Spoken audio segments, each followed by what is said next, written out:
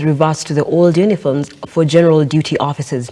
While making recommendations before the Maraga-led task force on police reforms, the Commission remains convinced a return of the old uniforms will improve the nature, quality and overall standards of the police force.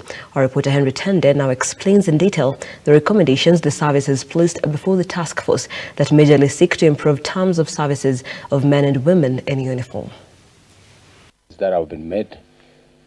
When the National Police Service Commission appeared before the Police Reform Task Force chaired by retired Chief Justice David Maraga, the Commission made several recommendations that, if implemented, will greatly improve their general welfare.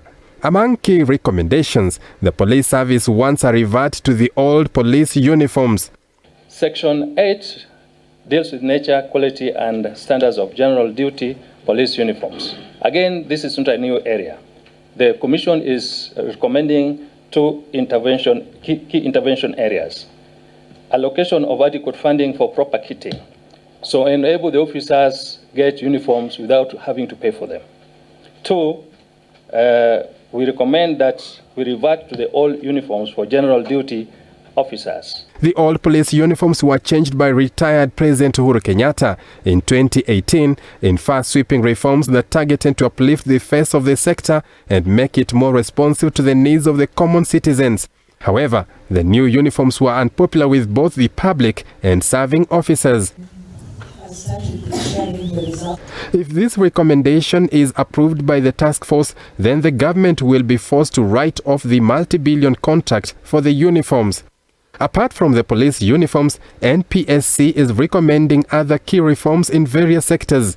The service is recommending that the appointment of Inspector General of Police be on rotational basis among different units in the service. Additionally, NPSC wants the Kenya Police Service Marine Unit currently under the command of KDF be reverted back to the National Police Service. On matters to do with remuneration, NPSC wants police salary increased from an average of 20,000 to a high of 35,000.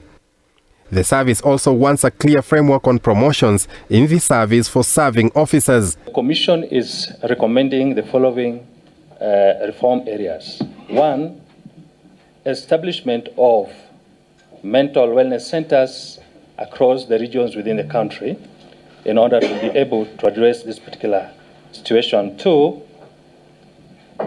the provision of budgetary allocation to enable the Commission hire more counselors and social workers to be able to support the officers on psychosocial requirements and counseling needs. The task force chaired by retired Chief Justice David Maraga was formed by President William Ruto to look into reforms that will better terms of service for the men and women in uniform, and is expected to file its reports once it's through with the fielding of recommendations. The National Police Service has recommended a raft of measures it believes, if well captured by the Maraga-led task force, it will be the beginning of a healing process for the police force that is faced with a myriad of challenges. Whether this will bring a turnaround in the fortune of police service is a wait-and-see situation. Henry Tende, Look Up TV, Bomas of Kenya, Nairobi.